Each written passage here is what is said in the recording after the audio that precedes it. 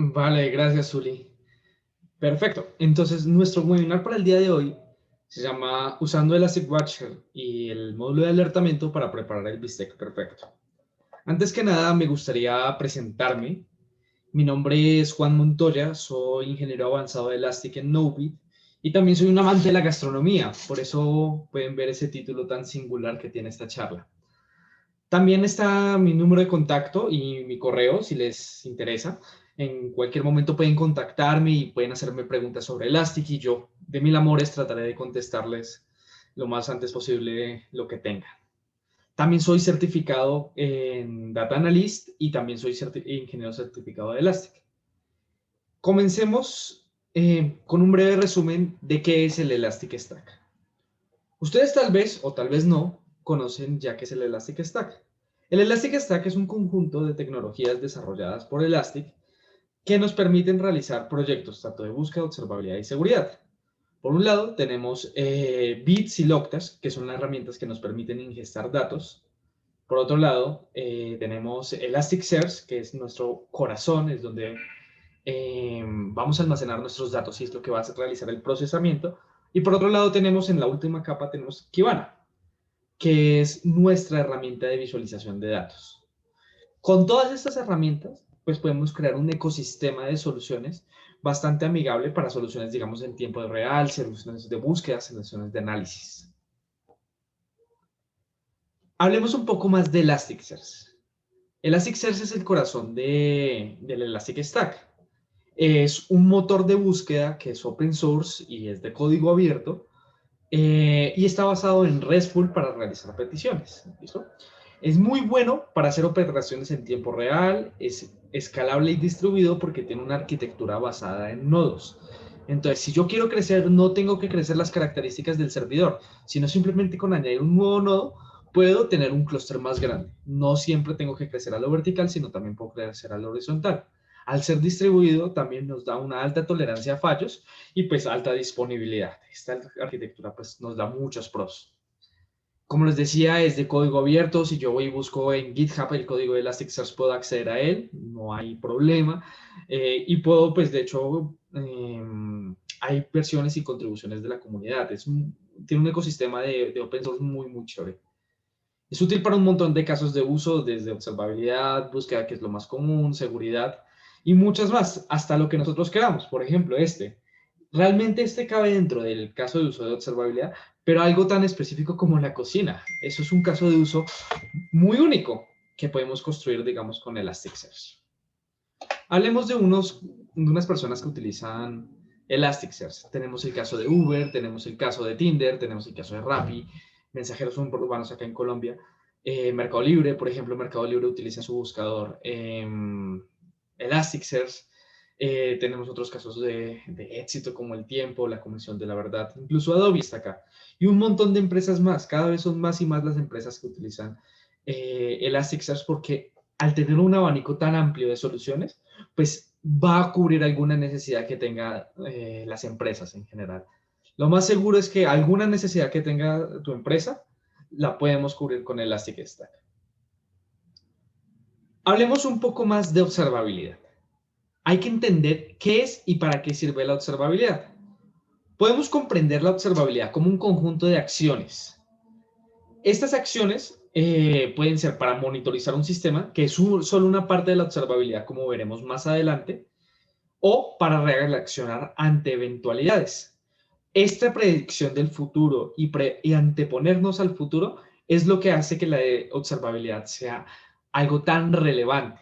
Entre las acciones que tenemos dentro de observabilidad tenemos las acciones de medir, leer y controlar. Nosotros podemos juntar todos estos esquemas para crear un sistema que nos prevea de incidentes futuros o que nos avise en caso de tener incidentes en el momento, pues en la actualidad. Hablemos de los casos de uso que podemos hacer con observabilidad. Entonces, los más comunes son el análisis de logs. Entonces, si tengo una aplicación transaccional que me deja unos logs, los puedo guardar y entonces puedo estar pendiente de qué está pasando en mi aplicación para cuando falla o para cuando se presenta cualquier eventualidad y predecir a futuro cuándo se va a presentar una eventualidad. Por eso es observabilidad. paramétricas y monitoreo. Entonces, si tengo una infraestructura, yo quiero controlar los recursos que se están consumiendo en esa infraestructura. Quiero tener esas métricas de los sistemas.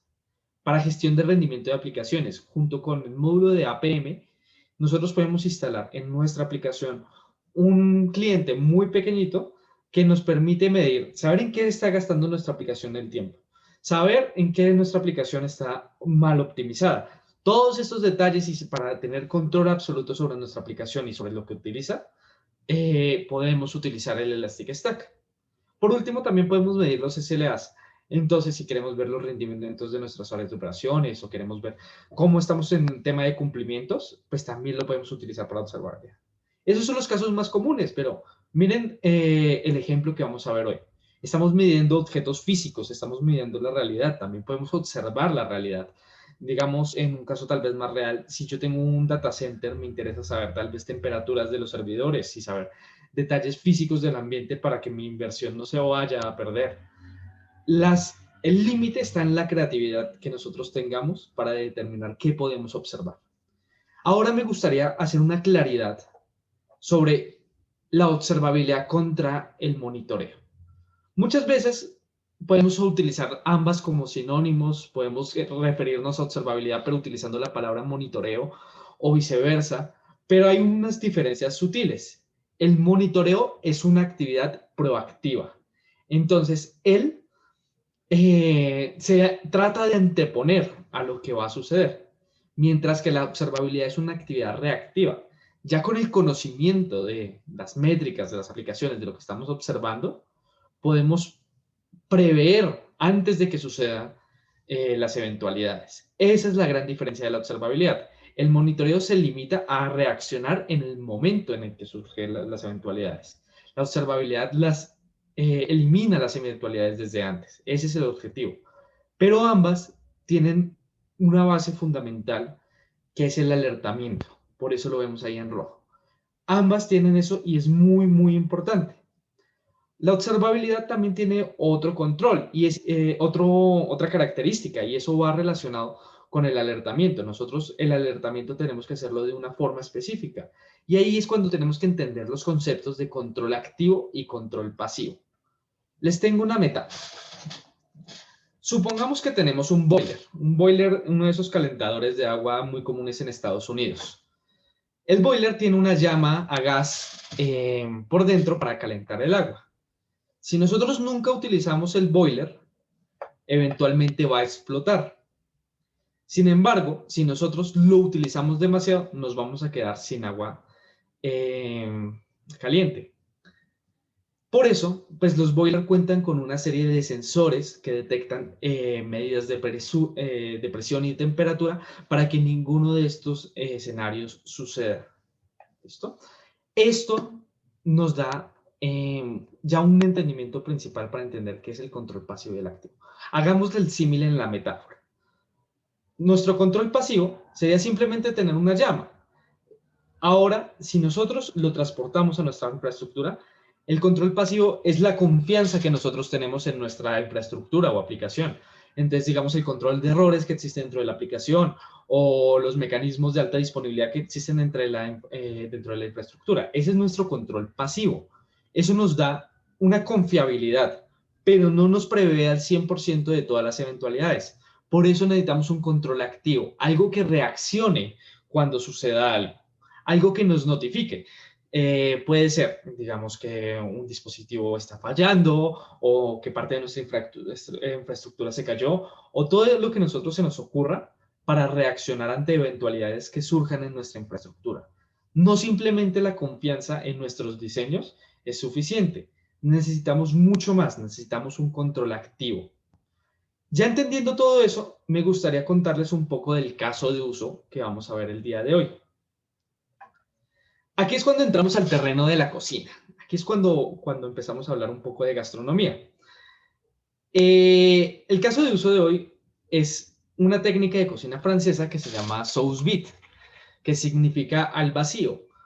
La técnica consiste en sellar alimentos al vacío y cocinarlos durante muchas horas a una temperatura baja, relativamente baja.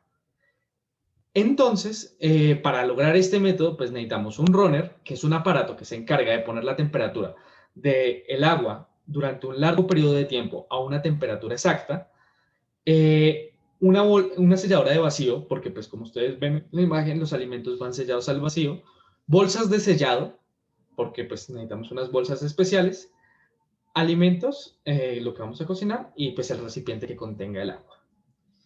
Como ustedes se dan cuenta, es un método que requiere pues de una indumentaria específica, entonces ya empezamos a ver nuestro ecosistema. Veamos, por ejemplo, el runner. El runner es un aparato, digamos, con el que yo no contaba. Yo lo construí y por eso fue que se me ocurrió utilizar el caso de búsqueda el caso de uso de observabilidad, porque yo necesitaba un control sobre ese runner, porque no tenía la confiabilidad que me da un runner vendido, sino era la construcción mía, era algo más artesanal. Hablemos un poco de qué vamos a preparar y ya les cuento más del runner. Nuestra receta para el día de hoy es un short loin, strip stick, bife de chorizo, chatas, entrecot, bife angosto, lomo bajo, solomillo, churrasco, como sea que lo llamen en sus países. Aquí esta imagen es una imagen de referencia de lo que era el objetivo. Ya más adelante veremos cómo lo logramos o qué quedó. ¿Listo? Para cocinar esto, yo planteé una arquitectura muy sencilla, que era nuestro recipiente donde íbamos a cocinar, con un sensor de temperatura, un runner IoT que respondía a una aplicación de Node.js dentro de mi equipo, y esto lo llevaba los datos a Elastic. Y ahora entremos en materia de cómo construir el runner, el aparato que les estaba contando desde antes. Este aparato tiene que tener la capacidad de enviar datos a el backend en Node.js dentro de mi equipo, y también tiene que tener la capacidad de controlar pues, los sensores donde está la temperatura, de activar la resistencia para el calor. Entonces, lo primero que necesitamos para construir nuestro propio runner es un cerebro. En mi caso utilicé esta plaquita que se llama NodeMCU, que es muy parecido a un Arduino, pero tiene conexión a internet y es una placa un poco más avanzada, más de desarrollo, más apropiada. Con esto monté todo alrededor de este aparatico para que él enviara los datos y controlara los distintos dispositivos que iban a estar en contacto con el agua. Lo siguiente que necesitamos es una resistencia calefactora. Esta resistencia se encarga pues de mantener la temperatura del agua, de elevar la temperatura del agua. Para controlarla, íbamos a necesitar un relé. Un relé es un dispositivo que al mandarle corriente por uno de los pines, deja o no deja pasar corriente. Imaginémoslo como un encendedor de la casa, pero pues en vez de ser un switch como el de las luces, se controla desde el dispositivo, desde el cerebro. Adicionalmente, también tenemos el problema de que el calor no es uniforme. Entonces necesitamos un motor eléctrico. ¿Qué hace el motor eléctrico? Hace que el agua se desplace y mantiene la temperatura equilibrada en todo el recipiente. Y por último, tenemos un sensor. El sensor lo que se encarga es de saber a qué temperatura está. Entonces, más o menos la lógica va. El dispositivo el dispositivo mide la temperatura. Si la temperatura está más baja, pues entonces deja pasar electricidad a la resistencia y entonces la resistencia se enciende, la temperatura sube. Cuando la temperatura está en el sitio adecuado, pues se corta la electricidad y no deja pasar electricidad. Les voy a mostrar unas fotos. Este es el dispositivo que yo creé. Como se dan cuenta, aquí está el módulo de relé, aquí está mi cerebro, aquí está mi motor eléctrico y mi resistencia, y esos cables que ven allá son los cables del sensor. Aquí en esta foto también podemos ver el sensor desde un lado, sumergido en el agua, y mi recipiente. Como se dan cuenta, les puse una rejilla porque la resistencia se calienta bastante, entonces no quería que derritiera mis bolsas. Ahora hablemos de la importancia de la observabilidad. Yo tenía muchos puntos de falla. Aquí solamente les planteé 4. Entonces tenía que prever todos estos escenarios para construir un esquema de alertamiento para que si algo fallara me avisara y la temperatura siguiera funcionando, para que mi receta lograra seguir funcionando. Entonces, el primer punto de falla son los relés. Si un relé falla, pues entonces voy a tener un comportamiento. Lo siguiente que podía pasar es que la resistencia se fundiera o que el sensor se fundiera. Y en el peor de los casos era que el cerebro de toda la máquina, el Node MCU, se fundiera. Para cada uno de estos casos yo esperaba un comportamiento específico. El comportamiento que surgiría cuando el relé fallara es que la temperatura no pararía de incrementar o disminuir, porque se quedaría en la última posición que tuvo, sea dejando o no dejando pasar electricidad, pero pues no podría cambiar. Que la resistencia se fundiera. Si la resistencia pues dejara de funcionar, por más de que se pasara electricidad, pues no podría aumentar la temperatura del agua. Por lo tanto, el comportamiento que espero es que la temperatura no pare de disminuir. Si el sensor se fundiera, por como está diseñado el sensor, cuando hay fallas eléctricas, él bota 127 grados. Es un valor fijo que él bota, que es el máximo que puede registrar. Entonces, si yo sé que ese es un valor bastante elevado, pero si lo recibiera, significa que el sensor está dañado. Entonces ya sabría cuál es el punto de falla. Si el Node MCU se fundiera, pues perdería la conexión y no recibiría datos. Hablemos un poco y aterricemos esto un poco más para el Elastic Watcher. El Elastic Watcher es una herramienta que nos permite, basado en una serie de condiciones, crear un sistema de alertas para, para nuestros proyectos en Elastic. ¿Listo? Entonces, como se basa en condicionales, entonces si un valor es mayor o una cantidad de valores, hay que traducir estas eventualidades a algo que el Watcher pueda entender. Entonces, ya no tenemos eso, sino obtenemos esta traducción. Entonces, si el relé falla, la temperatura va a ser 10 grados menor o mayor. Entonces, si yo tengo la temperatura fijada en 50 grados y recibo valores de 40 grados, significa que el relé falló. O si tengo temperaturas de 70 grados. Ahora, si la resistencia se fundiera, pues es que la temperatura sea 15 grados menor. Entonces, si bajó mucho más, significa que es que la resistencia se fundió. Ahora, en el caso en el que el sensor se fundiera, pues entonces que el valor sea 127. Ese no es un rango de disponibilidad, sino es un valor exacto. Y por último, tengamos el caso de que el Node MCU se fundiera. Si no recibo datos en los últimos 2 minutos, significa que se fundió, porque estaba programado para enviar datos cada 10 segundos. Entonces, cada 10 segundos estaba tomando una muestra. Si en 2 minutos no he enviado datos, pues significa que tengo ya una falla completa en mi sistema. Ahora hablemos de cómo construir cada una de estas alertas. Esta les presento, para los que no la conocen, la interfaz del Watcher. Aquí nosotros podemos crear nuestras alertas. Lo primero es darle un nombre. Es un nombre arbitrario que nosotros podemos darle, entonces falla es la resistencia, le di en este caso. Lo siguiente es el índice, que es como el sitio donde estamos guardando nuestros datos en Elastic. El campo de tiempo, porque como son serializados en el tiempo, y cada cuánto de ejecutar esta comprobación.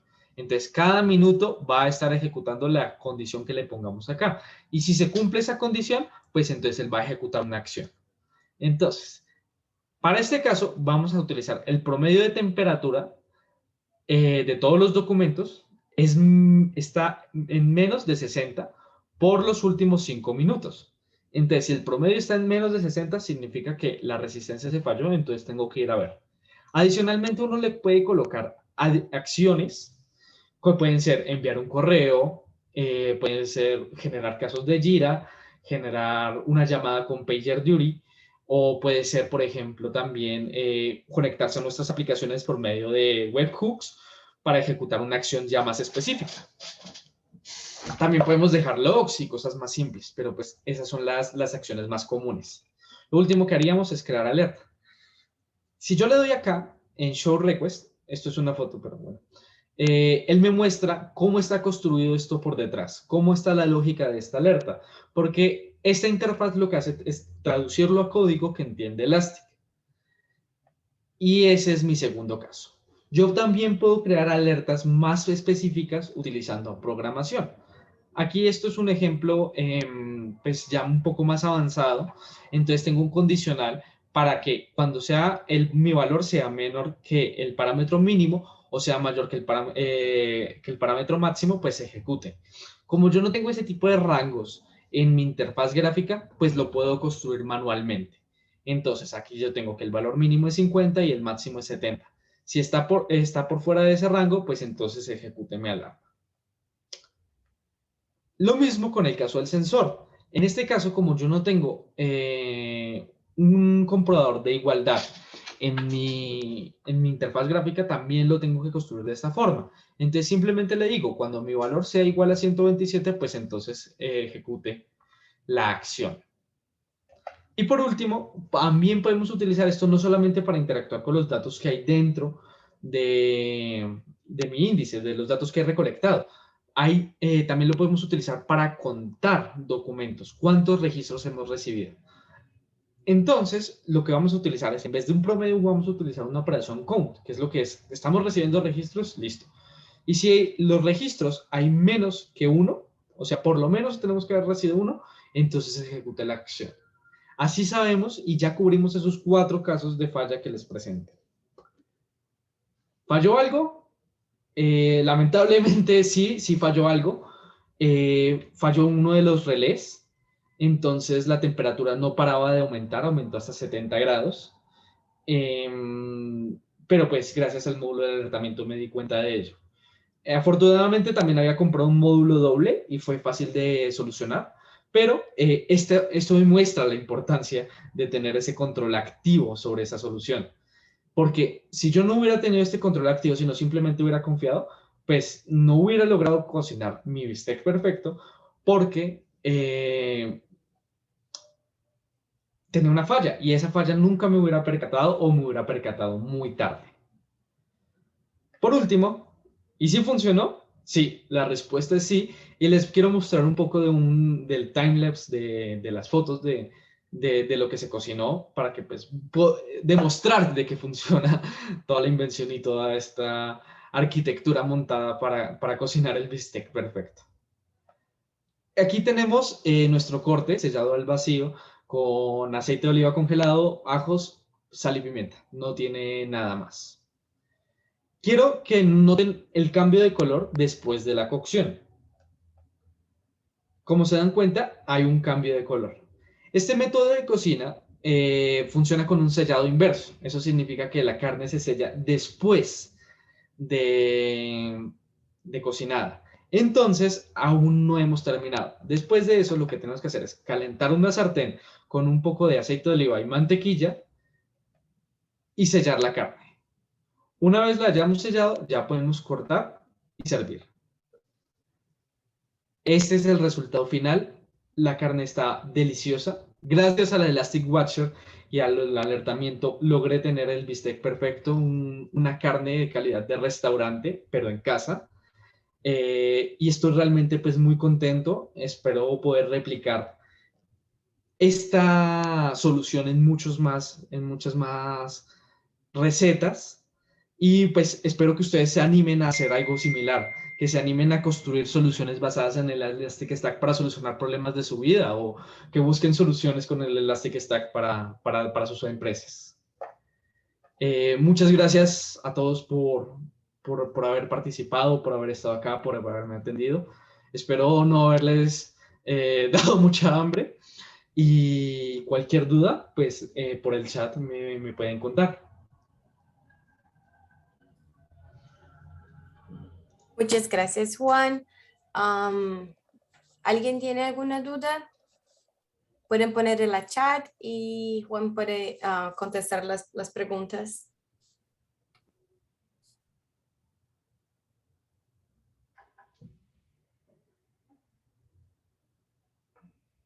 A ver. ¿No? Entonces está bien. Gracias, Juan. Muchas gracias. Gracias a todos. El video estará disponible en nuestro canal en YouTube. Yo voy a poner el link en la chat. Y es eso. Muchas gracias a todos. Tengan una buena noche. Gracias, Juan. Vale, gracias, Zuli. Buenas noches a todos.